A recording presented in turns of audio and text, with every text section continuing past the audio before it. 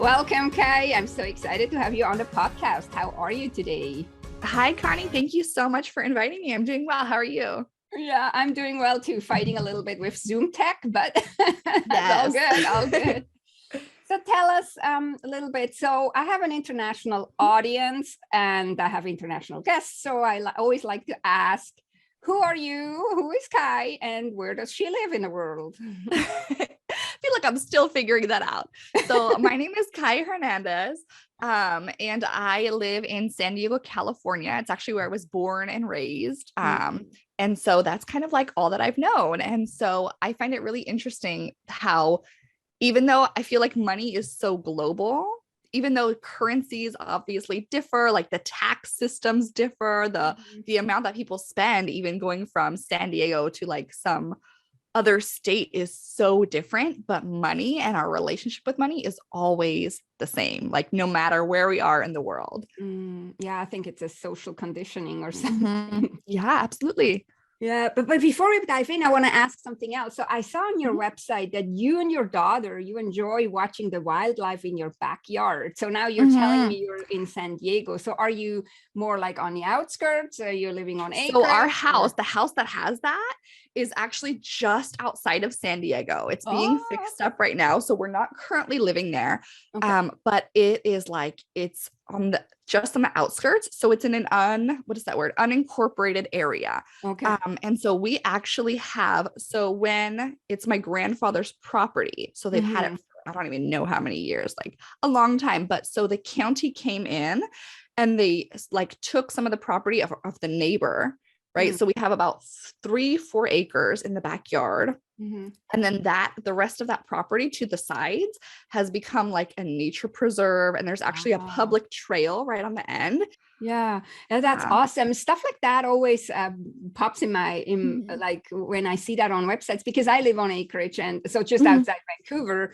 And what I really love about it is like, think about all of that abundance that's there. Like even my dad was telling me, because it's the house that my dad grew up in, and he was like, all of this when like the neighbor's property was there and there used to be a golf range where that trail is now. The golf range moved over a bit, but he was like, it was all just like grass, like flat land. There was nothing. And now there are like so many trees to the point that we have to like cut trees down. And it's just like, the wildlife and the abundance that just takes over naturally is so incredible. But I like that point that you're making, because like nature is abundance. No matter, like especially if we humans don't start interfering and trying to make soldier rows and stuff like out of it. But we let nature do its thing, and everything has its place, and it's such an abundance and an over delivery. Like I have fruit trees in my yard, for example. It's just this over delivery and abundance of stuff that nature just gives you. So I really love that, what you just said, because so let's jump in here. Like you're a money mindset coach, and then probably that word abundance comes up a lot. So first I want to ask, just explain in a few words, what is a money mindset coach, for maybe there's still some people out there that don't know. And then like we touched on abundance already a little bit, like the thought of there's plenty. So but how does this relate to what you do as a money coach? Yes, absolutely. So money mindset, such a good question. I'm like, what is a money mindset? Yeah. So it's really about diving into the way that we are taught to think about money, right? You see kids are so great at this. They don't have any expectations. They're just like, can I have that like $50,000 car? Like they don't have any concept of how much things are, or if they're deserving or worthy or whatever about any amount of money, right? Those things are very much conditioned into us. And so with money mindset coaching, it's really about kind of diving into that unseen world of our beliefs and what we were taught to believe and the experiences that we had around money growing up. A really common one, especially because we just passed the holidays, is like Scrooge, right? We as young kids are given a very clear example of rich people being greedy and being rude and mean and like just so not something that we're taught to be as kids, right?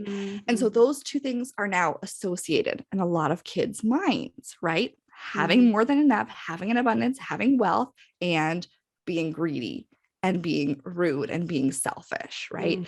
And so whether we're aware of it or not, those things can affect how we relate to money, how much money we save, how we spend our money even. And so I could just go on and on forever. But so that's what a mindset coach does, is we dive in together and kind of pick apart, like, where is this story coming up in your life right now? Like, why are the money decisions you're making, and why is it so hard to do certain things with money? And let's dive back and figure out where that comes from so that we can release it. Yeah. So I think that the thought of wealthy people are greedy or mean people, or so, I hear that one enough or a lot. Do you also have other, like, because those are sabotaging beliefs, no? Especially if we want to, we don't necessarily maybe want to become wealthy, but at least we want to succeed with money. Let's say like that, no? But I'm sure there is also other sabotaging beliefs. So do you have, like, there are so many. Other, like, I would think, like, when I, in my line of work, there is these 3 to 5 that almost every person shows up with. Oh yeah, no, there are so many, because it's something that we're so societally conditioned to, right? So there's, of course, very obvious ones about being greedy. There's, I'm not smart enough to manage money, right? Especially as women with math, right? We are taught that we don't know what we're doing, right? And for many years, I was just re-listening. Rachel Rogers' book, We Should All Be Millionaires, is so great. And I was just re-listening to this chapter where she goes through the history, right? Women were not even allowed to, like, have their own bank accounts. What, 50, 60 years ago? Right. So we've really been taught generationally that we don't know what we're doing with money. We weren't allowed to independently own property. Like, we were just conditioned so heavily. And those things still impact us to this day, because they're little seeds, right? That have been planted. And an example, I'm like, can I go on a little tangent? Sure.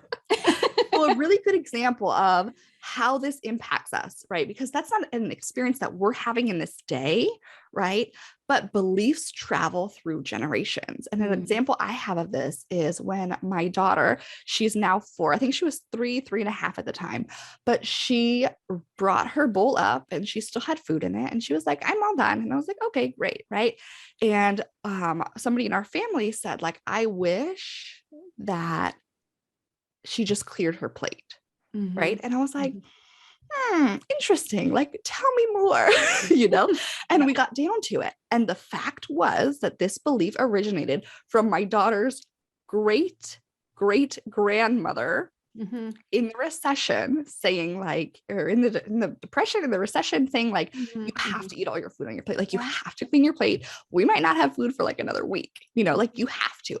And so then that child passed on that same belief, right? They were no longer living in this scarce food situation, but that belief went down and down and down, generational lines, right? And so now it could have an impact, right? If I wasn't there saying, like, oh no, like, I just want her to eat until she feels like she's not hungry anymore, right?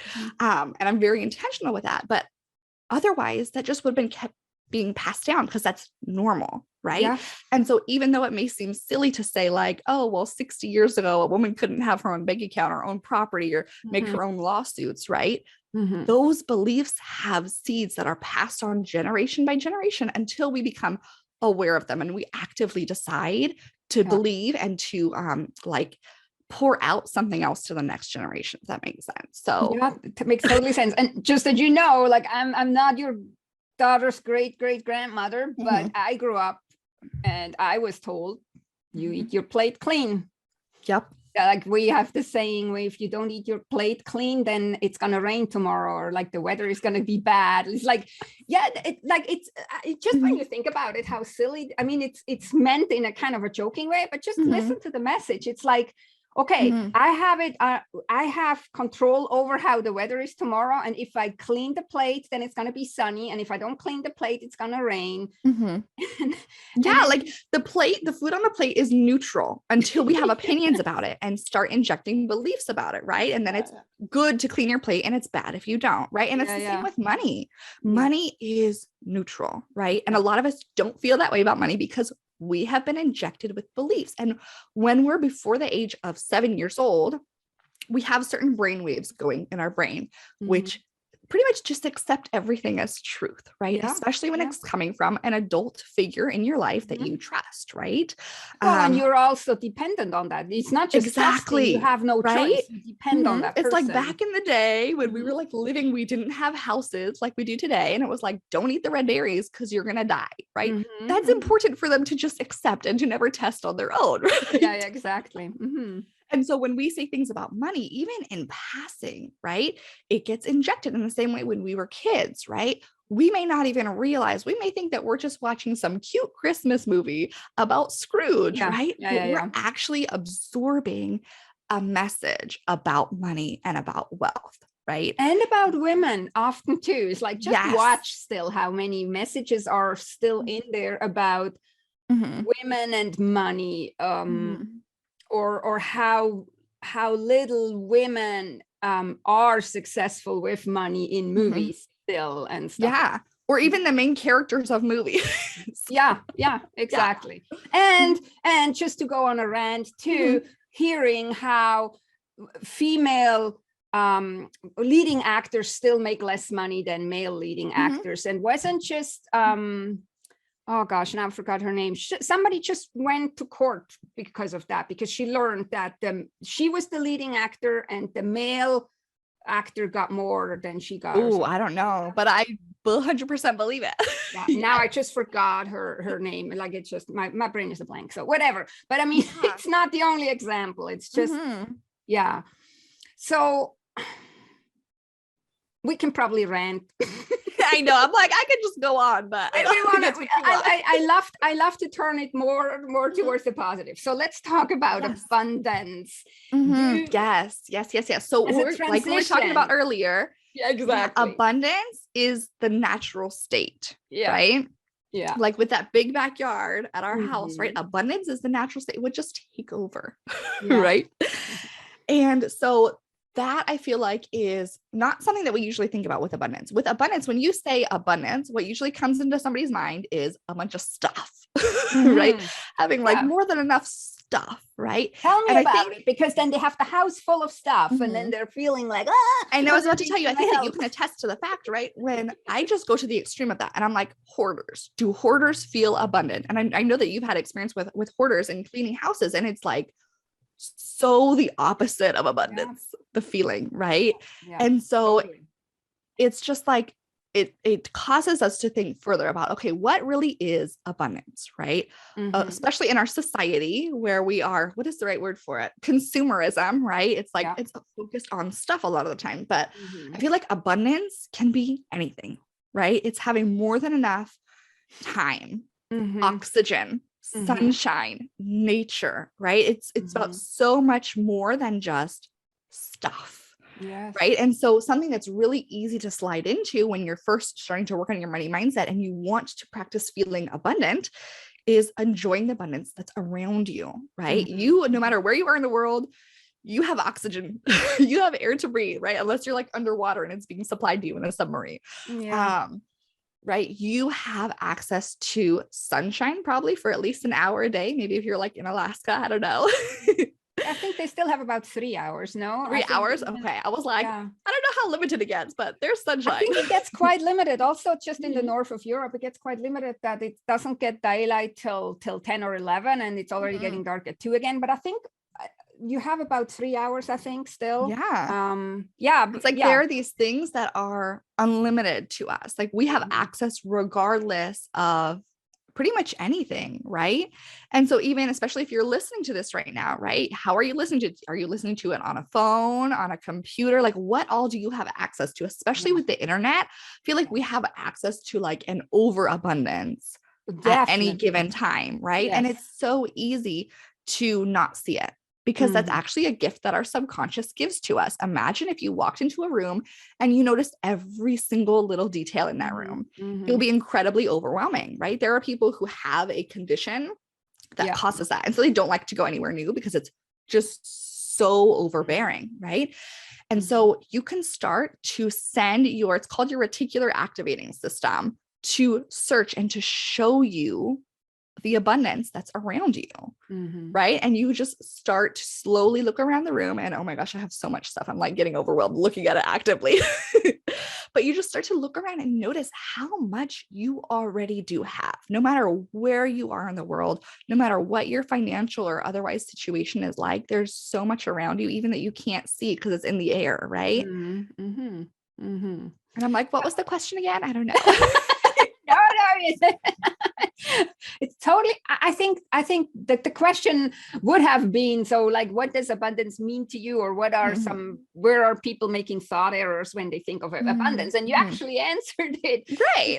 Because most people don't, when they hear abundance, like you said, they hear about either full bank accounts or full houses full of all their gadgets and things that they want, not realizing that especially full houses don't create a feeling of abundance. Oftentimes more like the opposite. And also, like you mentioned the internet, the age of information sometimes doesn't make us feel abundant. Like, even though information is abundantly available, how does it feel most of the time? Very much overwhelming. So I love that you talked about this.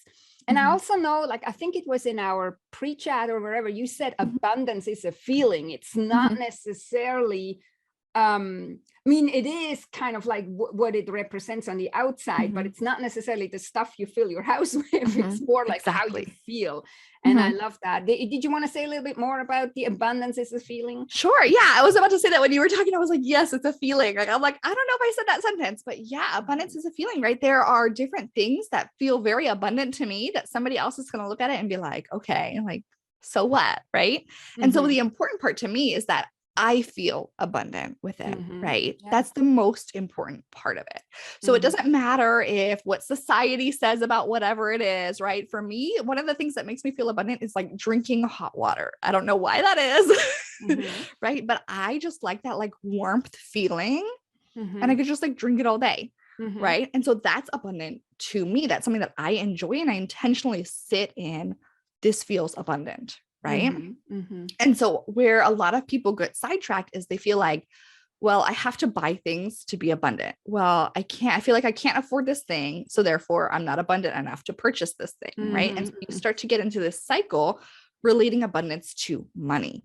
Right. When you can feel abundant, and I would actually give this to somebody who's going through a difficult time with abundance, is to find something in your home that makes you feel abundant. Maybe it's a certain mug, maybe it's watching a TV show, right? I love to watch TV shows where people are just like ridiculously wealthy. Because I'm like, I'll surround myself with that. Yes.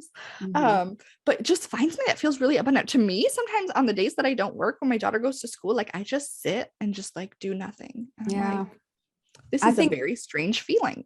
For me too, the most abundant thing for me, or how I feel most abundant, is if I have a lot of time to my that I can fill the way I want. That is abundance to me, not necessarily the money. And also, like, when people feel sometimes that like they don't have enough, and they're kind of like trying to manifest enough. And I know you're talking about manifesting a lot too. When you come, of course, from this kind of lack mentality, it's kind of like shooting yourself in the foot. No, because what you're doing then is kind of creating more scarcity instead of creating more abundance. When you come from that place. And we all have abundance around us, maybe not necessarily with things, or the bank account might not be as full as we want it. You know, well, it depends on what you're relating it to. Exactly. And that's where a lot of people get sidetracked. Right. It's because they're relating it to some standard ideal that's way off in the distance. And they're not relating it to the fact that a lot of people don't even have $400 for an emergency. Yeah. Yeah. Right. It's And like you have to be clear about what you're relating it to. Just having access to clean water, yeah, right? You're more abundant than most of the people on the planet. I just wanted to say that meme goes around sometimes on Instagram or Facebook where they say, like, if you have a roof over your head and if you have food in your fridge and if you look at this on a phone, then you're already more abundant than 90% of the population on the earth or something like that. Yeah. No? And yeah, even having access to the internet. A lot of kids who go to school who need internet don't even have that. Right. And so it's like we have this ideal image of what abundance looks like, but we're not actually relating it to life and living life. Right. And so I'm like, what was the question? I was going to say something else before that. And I got totally sidetracked by like, I don't know the amount of abundance that we have. Oh, that's what it is. So I got my degree in psychology. So it's called cognitive. Is it a cognitive bias or cognitive dissonance? I'll have to Google it later, but both words get thrown around a lot lately. So essentially what it is when you're thinking about a certain way of thinking about something, it's like scarcity, right? Your brain will literally seek out evidence of what you're thinking about, right? Yeah. I could think about my relationship with my husband right now. And if I want to be mad at him, I can think of a lot of good reasons to be upset, right? Whether they're relevant or not, right? And if I'm thinking about what a great supportive husband I have, of course, that's what's going to come to my brain. All of the things are true, but it's what am I going to choose to look at? Yeah. Right. What do I want to believe and have be abundant in my mind? Right. Yeah. It's not that they have to fight each other, right? The two beliefs have to fight. It's like, what am I going to choose?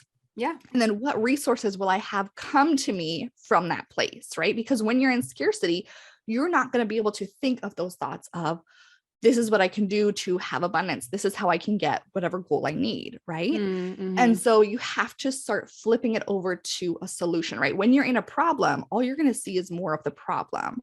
And when you start to look for the solution side of things, then you can start to see the solution side of things. Yeah, I love that saying too, where I read it and I don't know the origin. So if somebody does, let me know. But it's like, you are not your thoughts, you are thinking your thoughts, and you have control what thoughts you want to think. Yes. Of course, a lot of thoughts are automatic. But if you start paying attention, you have influence on what kind of thoughts you're thinking. And then you can intentionally choose the thoughts that support you better than all these sabotaging ones. No? Yes. A lot of the times we're never taught thought work. I'm like, I wish that in elementary school, we could just teach kids this. Right. Because we're not taught that our thoughts are just thoughts.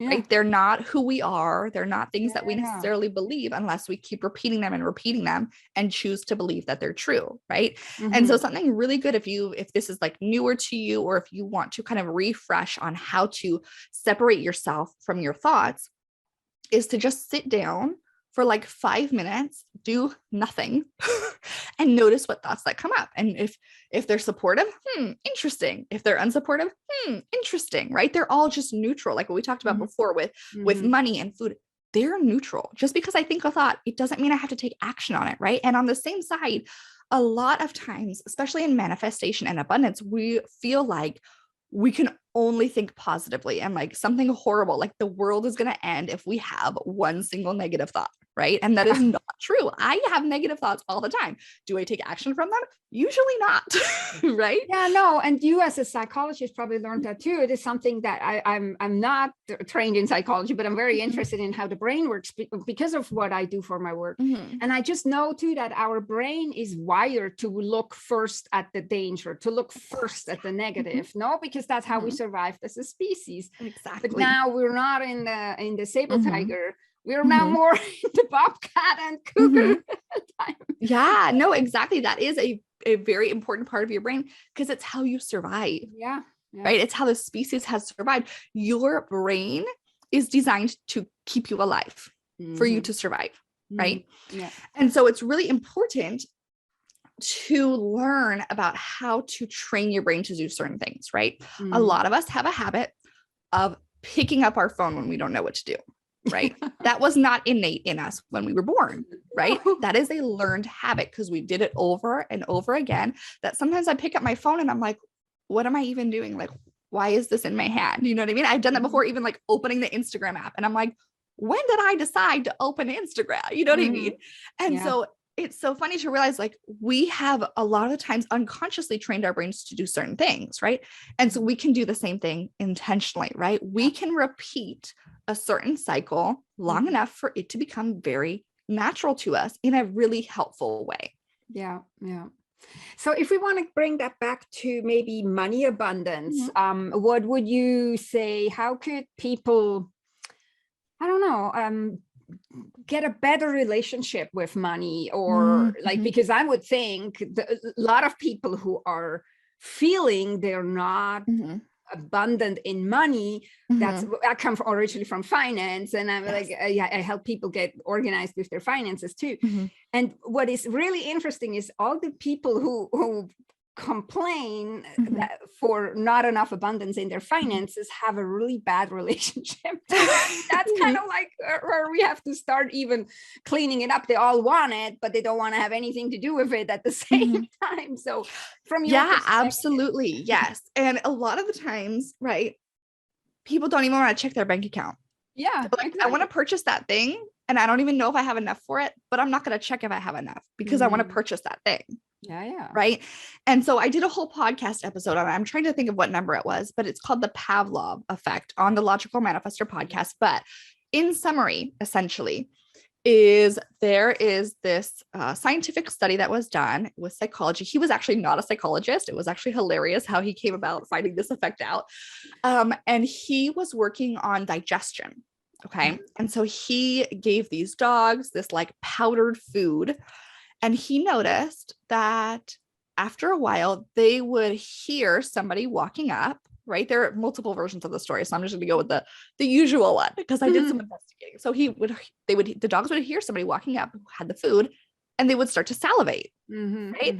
And it was like, that's interesting because they don't even have the food yet. Like, why are they salivating in preparation for food that they don't even know was there, right? Yeah. And so essentially there was a link between what happened right before they ate the food and their association with, oh, this noise has to do with food I'm about to eat, right? A lot of times we see this with dogs. Like my dad will get up to walk the dog and like the dog knows it's time for a walk. Like before the leash has even been touched, like the dog is like, oh, it's time. Like, let's go.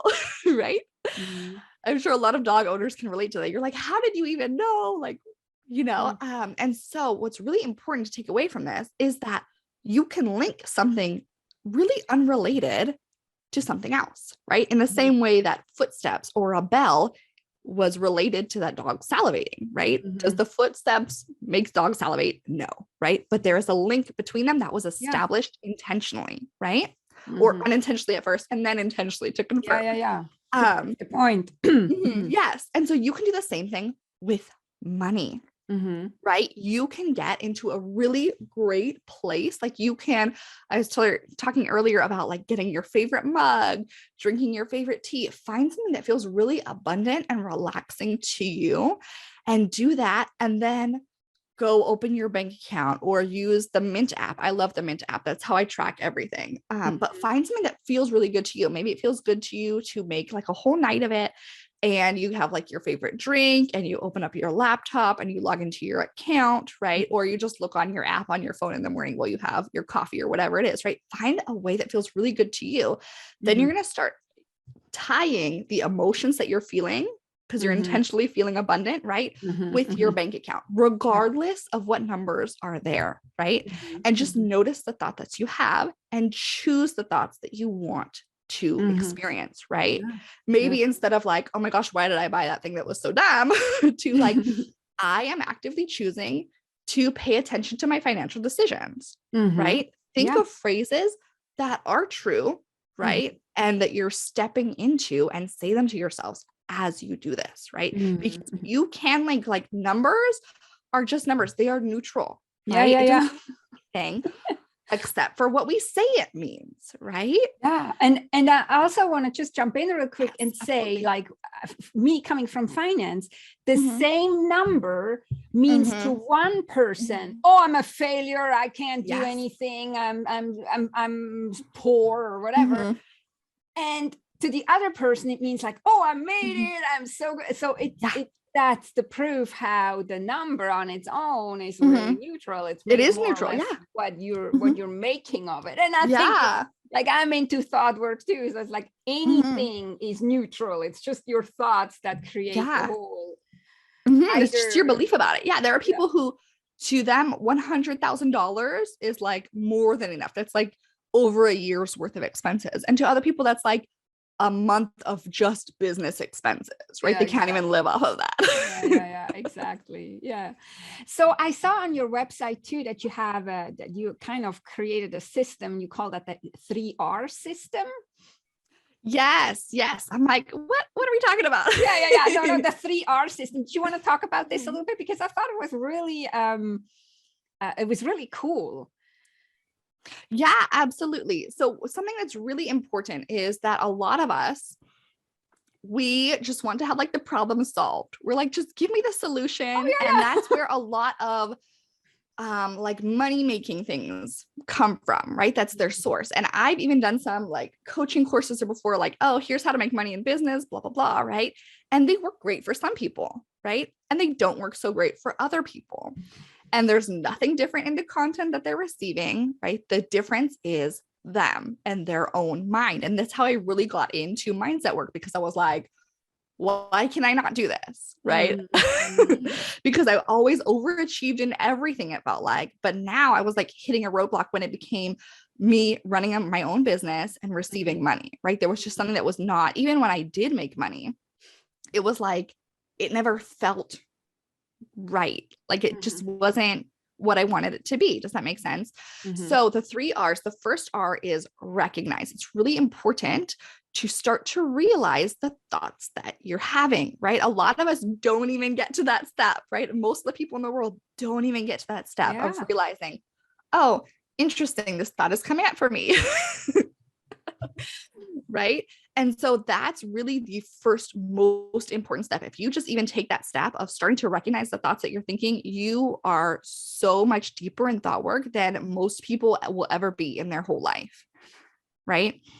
And then the second R focuses on rewiring. So like I was talking about before about the Pavlov effect, there are intentional ways that you can consciously rewire your beliefs, right? And so that's something that I completely advocate for, and I've actually done myself. And now I actually work on the subconscious level, right? And so it's really easy to go back to where did that belief first come from, right? And unwire it and release it at the source, right? And rewrite the story that we do want to believe, because it just means what we say it means, right? The event or the thought is neutral, right? And then the last step is focused on receiving, which is the thing that most people miss, right? Because they still wanting to earn it. They're still trying to deserve it. They're still trying to be worthy of it instead of just allowing it and receiving it. And so that's actually one of the biggest steps that I help my clients with, because it is the kind of like the most difficult part because we are so conditioned in society that you have to work hard, you have to be deserving for it, you have to go get a degree, you have to be qualified, you have to be certified, right? You have to show proof, you have to show more proof, you have to give people like over deliver on whatever the promise is, right? And so we are very much conditioned to believe that we have to like go far beyond what it is that we said we would do and what we committed to in order to be deserving or worthy of it. Or we believe, like I did when I first started, that like what I really want to do isn't deserving and isn't worthy. So I have to force myself to do something else in order to be worthy and deserving. And then it just didn't feel good anyway. And I think even if if you come from that standpoint, that even if you would maybe create a good business or would make money, you would still not feel worthy, because I think it's like that, the carrot in front of the donkey or whatever, because you're never going to be there, because it's never going to be enough. Because if you come from this, I have to reach this, and this to be worthy, your brain will always come up with new reasons why now it's still not good enough. It's like, you can never get there. No, it's like, like if you believe I'm not worthy of success until blank, or I'm not worthy of wealth until blank, like you will it's always ahead of you in time. How you you are only ever in the now. Yeah, or goalpost, so if you say, even if you say, in 1 month, whatever it is will happen, right? It's always going to be 1 month away, because your subconscious only ever lives in the now. Yeah. Right. Yeah, exactly. And so that's why something really easy to do with, even with affirmations, is like, say like, I am choosing to believe, right? Because then you're moving into the future a little bit, but you're still saying it in the now, right? And in the past, something that I do very quickly with clients is I start to have them think about all their beliefs as past. Like that's something that you used to believe, or you have believed in the past, right? To separate it from this now moment, right? And you're choosing to, like, even though you made unwanted financial decisions in the past, right? You're choosing something different now. Yeah. I love that. That's actually really cool. Just little nuance. I like that a lot. Yeah. So you work, I think I kind of saw it on your website. You work with clients one-on-one, but you also have some kind of a VIP day. Did you want to talk a little bit what you offer and where people can find you? Yes, I just started offering a VIP day. I literally just put it on my website. I haven't even talked about it yet. Well, it's in the open on your website. Exactly. I'm like, oh, somebody looks at my website.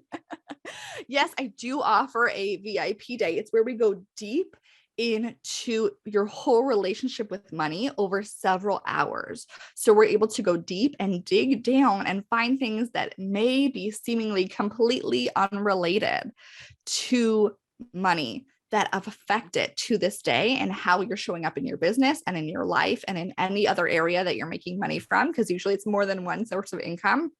And we dive into it and we focus on rewiring those beliefs that are affecting you right now.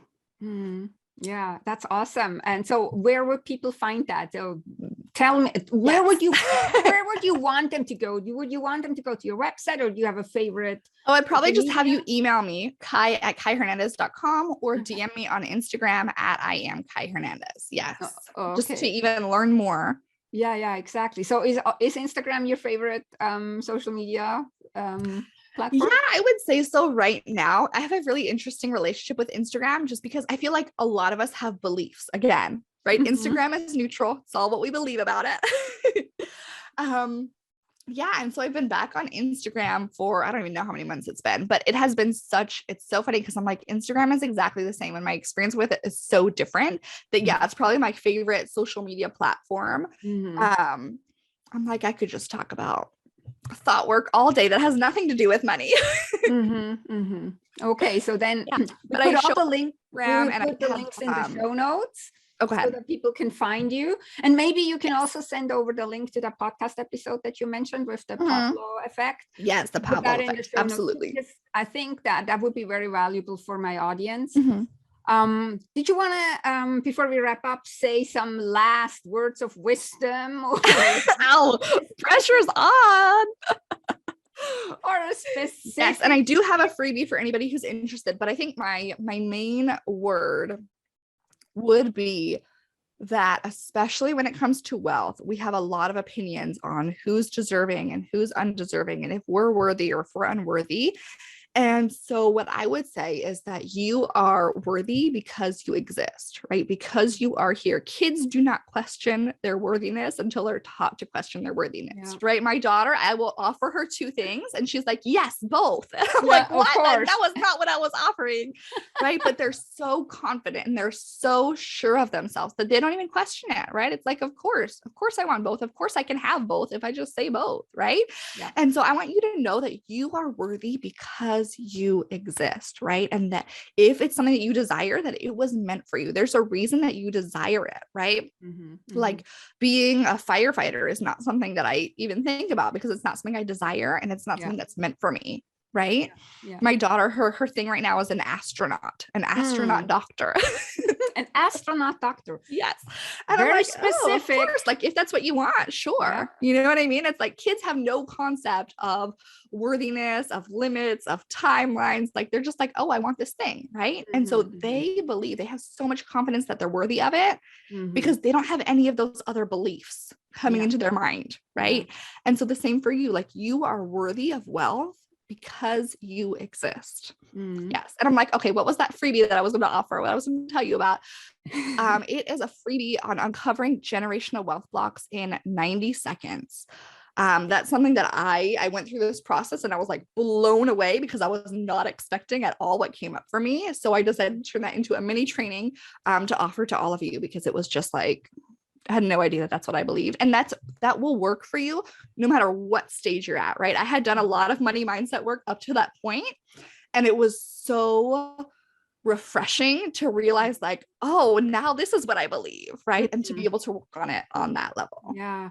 I feel like that's a myth that I come across a lot, that people think there is a place where they're done.